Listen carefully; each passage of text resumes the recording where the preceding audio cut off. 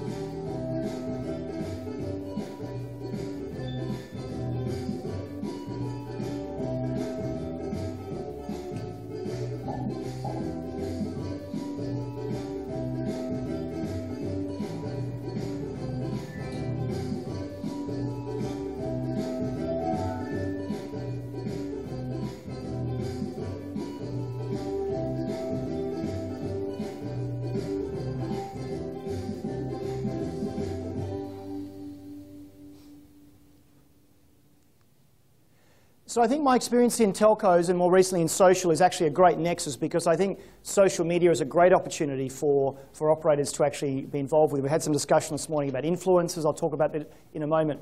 What I'd like to share with you, though, is some work that IBM has been doing for the last 9 years. Every year we would look at surveying some of our customers. This is not a mail-in survey, not an inline survey. These are 4,100 of our customers where we've sat down for a 1-hour interview and actually got their perspective at the C-suite. And on every year we would look at CMO one year, CEO the next year.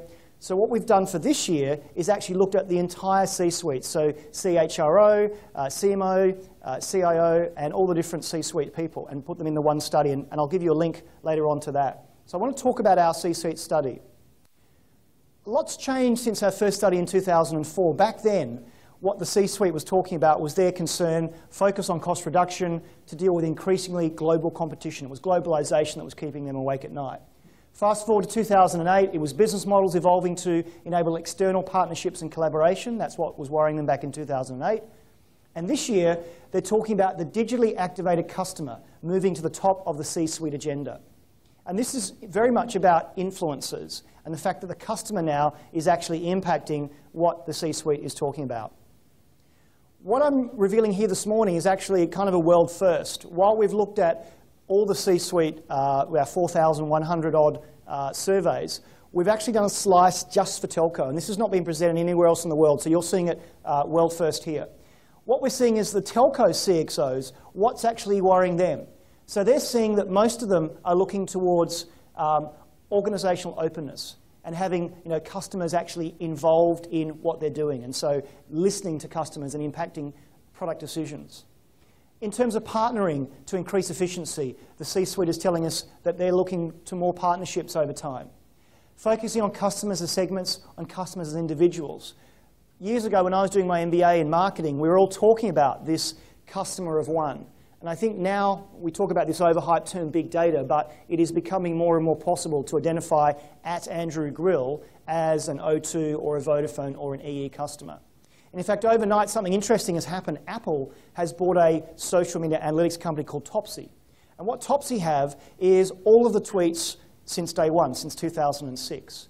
And they also have access to what's called the Twitter fire hose. So they get every single tweet in real time, and one of the few companies that has that. In fact, my last job, I was CEO of a company called Cred. And Cred is a social media influencer platform. It competes with companies like Clout you may have heard of. And the company I work for also had access to the Twitter fire hose. So I've been playing with this social big data for a while. And at Cred, what we had access to was the last 5 years of tweets, 250 billion tweets. I only have 27,000 tweets since I joined Twitter in 2007. But I've been hoping that someone, maybe a telco, would look through those and make sense of us. And maybe that'll happen one day soon. The last thing that the CXOs in the telcos are saying is that it'll be more about social media and digital and less face-to-face. And there are sort of three groupings here. It's customer influence, it's the digital physical divide there, and also engaging customer experience. The sort of three areas that our study shows.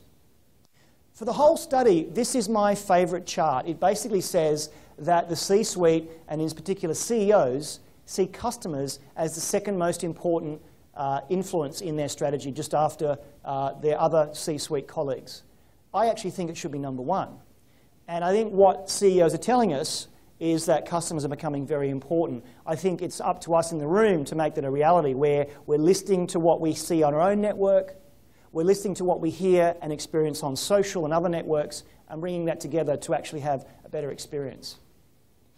So if we look at the difference between the CEO suite generally and the telco suite, what we see here is that over time, the C-suite is seeing that today 43% of them involve customers in decisions. In 3 to 5 years, it'll be 60%. When we look at the telco segment, they're saying that already 63% of customers are engaged to some extent. Now, I would like to see that to be higher. I would also like to see the segmentation work actually help craft product selections. And when you move to an influencer strategy and you actually ask these influencers what they like, that can be very powerful as well, and we'll talk about that in a moment. What telco CXOs are saying is that deep collaboration is the future. They're saying, yes, we need to collaborate. And I love this quote here from a CMO in Turkey who said, "We focus on increased collaboration with the customer to understand their needs and expectation." The good thing is that many customers always want to collaborate. And sometimes customers just want to be asked. I know from my own experience with the mobile operator we spoke about before, my input to what they did with their product launch became very, very useful and actually helped reduce a service issue from months into days because I was able to report that. But the CMOs across industries, they want to put a broad digital strategy into place. And we're dealing at IBM with lots of companies, not just in the telco segment, that are saying, okay, we agree we need a digital strategy. How can you help us?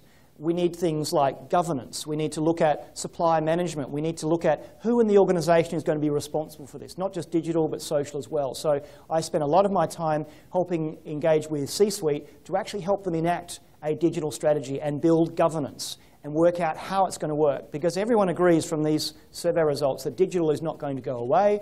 And so how can we get digital into every part of our business? So the ambitions of the CMOs are things like cross-channel touch points. Analytics. I mean, we've talked this morning a lot about analytics. There is rich data in your own data set. What I'm here to tell you also is that this external data, be it social media data or footfall or weather or whatever it is, bringing that all together can actually tell you more about what's going on. Social networks to foster collaboration. We kind of know that. But what I've seen, not just in the telco segment, but across all different industries at the moment, is it's very much a one-way. We've harnessed the ability to broadcast to say, here's our latest offer. You should buy this package. And we're getting a little bit better at receiving information through social networks. But at the moment, I see CEOs saying, this whole Twitter thing, it's a nightmare. I've got to put more people on to deal with the issue. Let's turn around the other way. I think social media is the best piece of market research you never commissioned. Customers are telling you what's wrong with your network product price, and you can actually listen to that and do something about it. So if I was a CEO in one of your telcos and I kept hearing that there were service issues, I would say, they're telling us something. Someone has bothered to move from that threshold moment of my phone is in my pocket to my phone is in my hand to I've just tweeted about a really bad customer experience. Because there's that threshold level. If you do something really dumb, I'll tweet about it.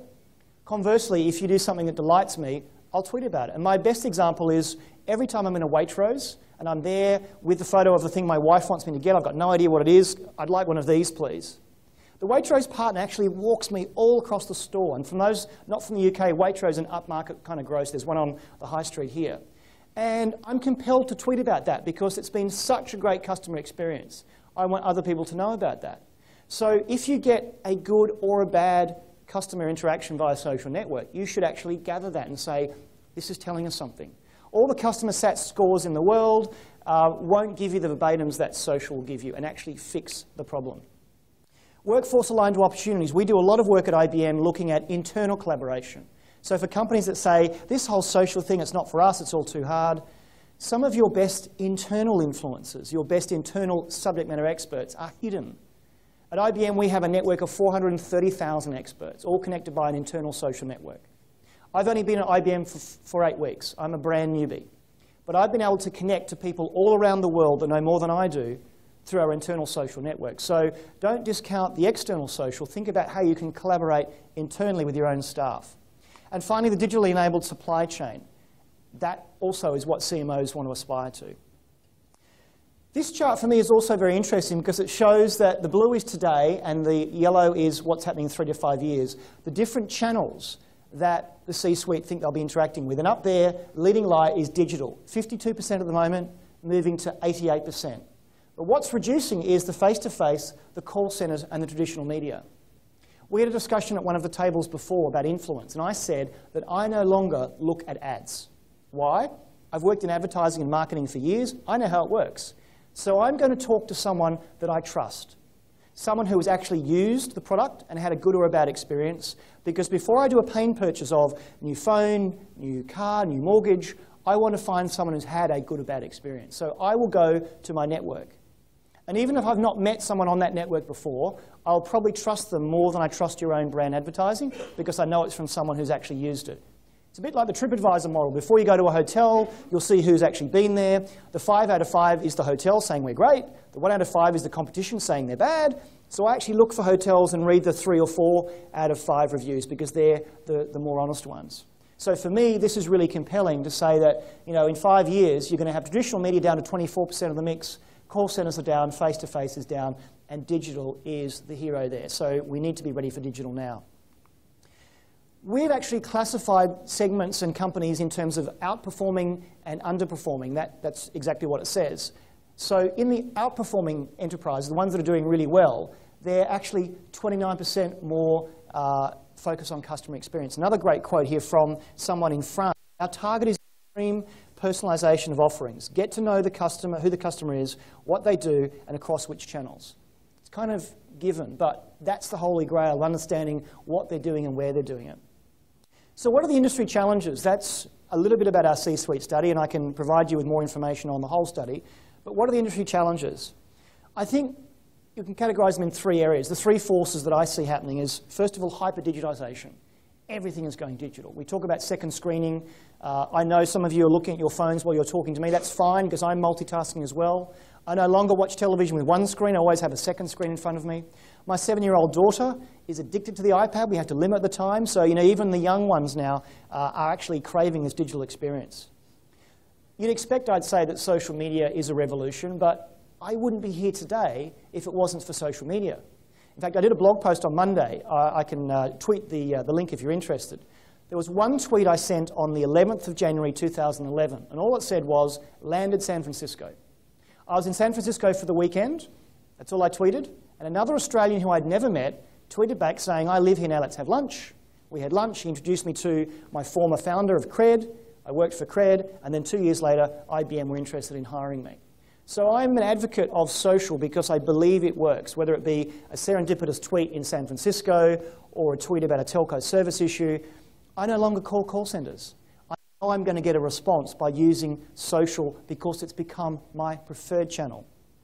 The responses, of course, are focus on the customer experience, social media going to what I like to call social business. And this is where we leave Twitter and Facebook at the door and we say all this noise that's happening, all this research that's being developed, how do we turn that into a social business? How do we get tweets about a bad customer experience into the right person in the network drive team so they can actually go out there and do the drive test and find out? An unnamed UK carrier is famous for, if you tweet a bad network experience, they say, please go and fill in a form. Now, I'm an RF engineer, so I know a little bit about RF and radio. So I actually gave them a map. I gave them where the signal levels were, and I sent that to them, and they still said, go and fill in a form.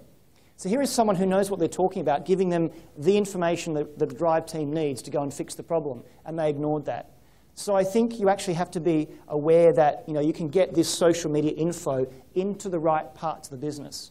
Because I'd like to take social media out of the marketing department and actually drive it into not just customer care, HR, procurement, sales, the network performance team. They can have access to all this rich info.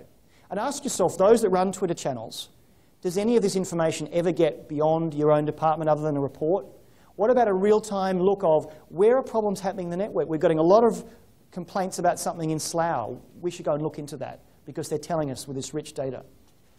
Make analytics your differentiator. I think those of you that harness analytics, whether it be internal, external, a mixture of the two, will be very powerful.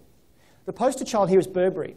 Angela Ahrendts, who is still the CEO of Burberry but has now been snapped up by Apple, once said that the company that really harnesses this rich store of data for insight will be the winner. And what have Burberry done? Last quarter, they increased their profits by 18%. Footfall was down, they said, but their digital channel was the standout. Now, Angela's a very, very smart CEO. She said, I don't have all the answers. What I'm going to do is use my customers and my staff, who are around 30 years of age, and ask them. So what she did is set up a digital council of the 30-somethings and actually use them and enacted on that information. So sometimes your own customers and staff can help you drive to your digital destiny. We talk a lot at IBM about the digital front office, and we think this is a term you'll hear a lot of. It's really about making sure that this front office now is truly digital, that every interaction I have, be it website, be it social media, be it what I'm doing on my phone, actually can be captured, and your marketing team can actually have access to this and make the right decisions. And so it's about transforming the front office to be completely digital. So let's look at a few case studies of where clients have done really well with digital. We have Bharti Airtel here, who actually developed a mobile app. I'll just read this here. The My Airtel app allows customers to manage all their Airtel services, including mobile, fixed line, and broadband. It gives a personalised experience, additional revenue there. This is an operator actually, being able to provide a mobile app for them to use really well and get all the insights from it. It actually won the most innovative app using Network APIs award at Mobile World Congress this year. Sprint also has a platform to look at customer analytics and fraud needs. And so this isn't sexy, but this is what obviously networks are worried about in fraud and misbilling and those sort of things. So they actually increased their network data capacity because of analytics. They looked at suspicious use patterns. And again, it's not just internal data. I've seen companies use social media data for forensics to actually look at what people are saying and actually doing some analysis there as well. And of course, real-time data to call center agents. The call center of the future for a telco actually has two sets of screens. One is the ACD that actually says, what's the call wait time, how many calls are waiting? The second screen is actually showing a dashboard of what's happening on social. Is there an issue? Why are we getting more calls? Why is the call time going up? Because there's actually an incident. And I can glance across when I've cleared my last call and actually see what's going on. So I think using this real-time data to actually drive business decisions can be really useful. And finally, Telefonica Vivo, they were using call centers, demographics, and predictive modeling to look at customers, and they saw a 30% increase in revenue, increased sales, opting up by 70%. This is where the digital front office can provide some really, really smart analytics to help you make better marketing decisions. So what's the way forward? This is something we've done. I'm going to blow it up in a minute because it's very hard to read. It's called a customer journey map. We also like to call them murals. They're literally from that wall to here long. They're on, I think, A00 paper. They're huge. And we actually break down what's happening in an organization. And we look at the customer journey. We actually look at personas and segments and those sort of things. And they can become really useful to actually see, literally on a wall, where our customer journey is and where we've got opportunities to involve the digital front office. And that's a lot of stuff we do for lots of telcos. When I joined IBM, my wife said to me and my mother-in-law, what are you joining a computer company for? What does IBM do? And every day I'm seeing all the really funky stuff we're doing. We actually have a complete customer experience lab that will design apps. These are not necessarily apps that see the light of day. These are prototype apps. We've built apps here. This one on the left-hand side was for a mobile operator looking at to see how they could do an install configurator. I'm not sure if it ever got used, but it was something that they could actually take to the board and say, here's a crazy idea. Actually having people in store be able to configure your plan and tariff on an iPad while you're in the store. How do we make that a reality without going to a developer and having to, we actually can develop these in-house, and we've done ones for a bank there, we've done one for other mobile operators. So this is really rapid prototyping. So we see a lot of sort of proof of concept happening in the digital space where people are saying, I think we should do this, but can we just test it before we get our fingers burnt? And so we're doing a lot of rapid prototyping, and we even have this skill set in-house to do that, which I think is amazing. And I think the whole issue of the digital front office is making it personal. And we can see from managing data, looking at patterns off to optimizing outcomes, this is really all the sort of components of the digital front office. And it's complex. And it's only going to get more complex as more data is thrown into the mix, be it social data, call data. I mean, for years, I kept hearing that telcos, before Facebook, knew more about me than my friends did because she knew who I called and where I went. I think now you've got the overlay of social data. The opportunity is actually marrying up social media data with call data. And so the example that I was giving on the table before about this operator, the iPad on the table that was actually being given to me free by a UK operator. I blogged about my experience. Again, if you look at my blog, it's all on there. And they actually gave it to me for free. But the one tweet that caused me to blog about it was, I actually said, hey, network operator, I haven't got any 4G, the SIM doesn't work. And they actually said, well, go and talk to either this part of the company or that part of the company. They weren't at the time a social business because they had no idea that @AndrewGrill was a brand new business customer. And I think intelligence like that will actually set telcos apart. Now, some of you are saying huge privacy issues. I'm a bit strange. I would love my operator to know that @AndrewGrill is a lifelong customer. Because when something goes wrong, I want you to know who I am. I also would like you to know that I travel a lot. I would like you to know that I use lots of data.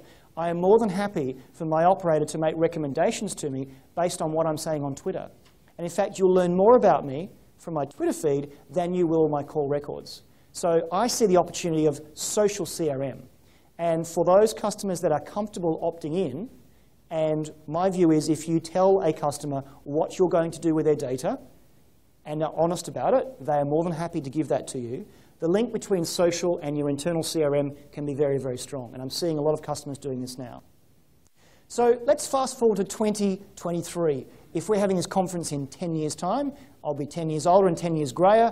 What will we be seeing in the new world? Well, clearly social fits there because it is not going to go away. The fact that Twitter's just IPO'd, Facebook have 1 billion customers, whatever shape or form in 10 years' time, customers will have the upper hand because they will be able to talk back. The perfect experience, it'll be that you know so much about me, not just from what I've done on your network, but what I've done on my own networks to actually advise me on what I should be doing.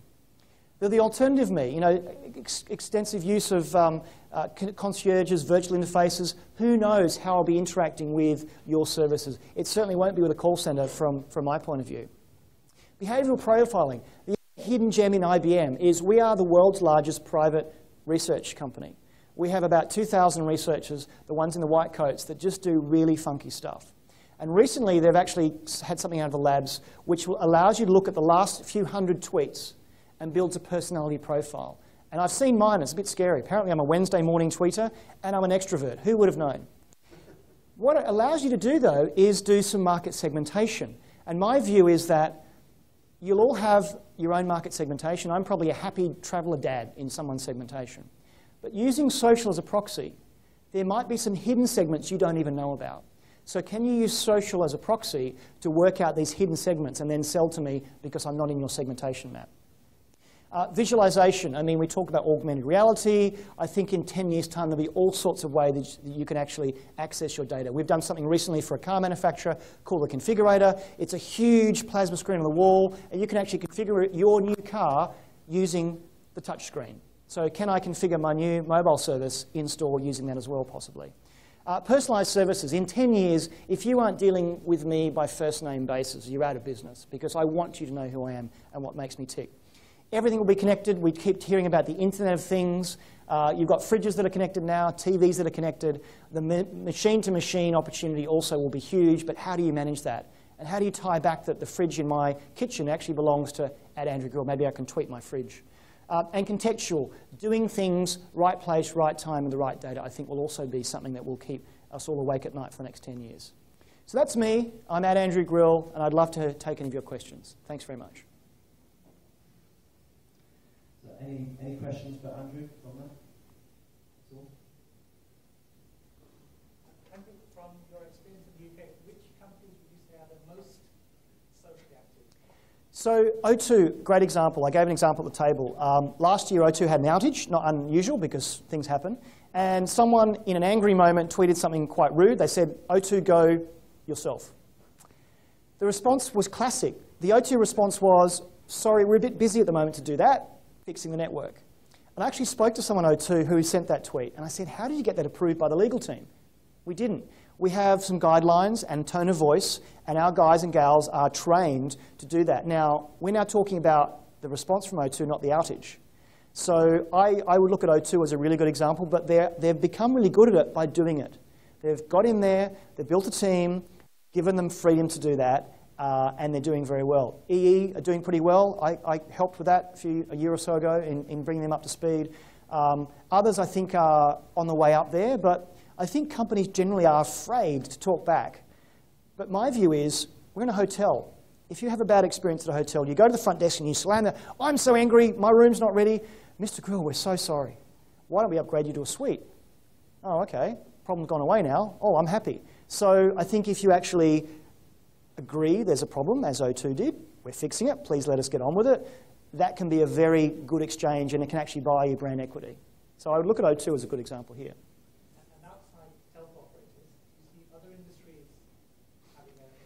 Anywhere where there's a direct customer relationship, even biscuit brands, there's a famous example of Oreo during the Super Bowl this year. The lights went out and they had a tweet that just said, dunk in the dark, and a picture of an Oreo. The only reason they could do that is they had been rehearsing that moment for 12 months and actually being active on social. And they had the brand team, marketing director, and the creative agency in the same room when the lights went out. So for some brands, they rehearse and they make sure if there's an opportunity, they can actually respond. Good question, yeah. Any other questions for Andrew? In one of your previous earlier sheets, you mentioned the influence of the customer on the decisions the CEO makes. What do you think is the influence of, let's say, the answer that they gave was socially acceptable?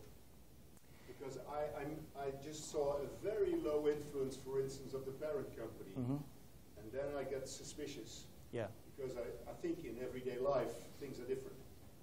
I agree. I saw that, and I was hopeful it'd be higher. But I think also, if I was a CEO, and that, what would you expect me to say? I don't think customers are important. So I see that maybe as aspirational. They're saying we agree they're important, but please, someone help us to actually get the voice of the customer inside. And so that's why I'm such a strong advocate of social media, because it allows even the CEO. So Rowan Dunn at O2, he tweets.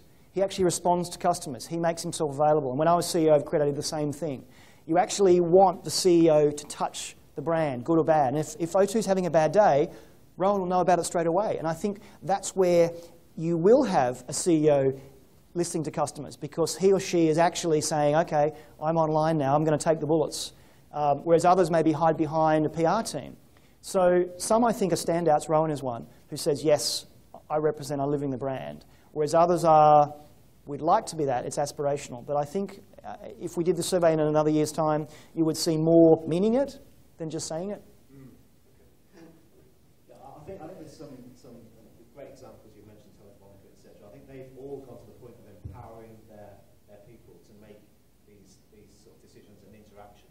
So they've given them the power to actually interact with the customers and not be too scared about that and not hiding away. And I think those companies that make that leap of faith and give their employees the power to sort of interact with customers, because that's where you make a differentiation in terms of your experience you're giving the customers. I think that's really important in terms of making that next step in terms of building loyalty for your customer base. Because customers talk. I mean, I will go to my network to find out whether a network is good or bad, and I expect them to talk. So in this day and age, you can't hide a problem. You want to admit that there is something and you're working on it. As an employee, ex-employee of a telecommunications company, you would always,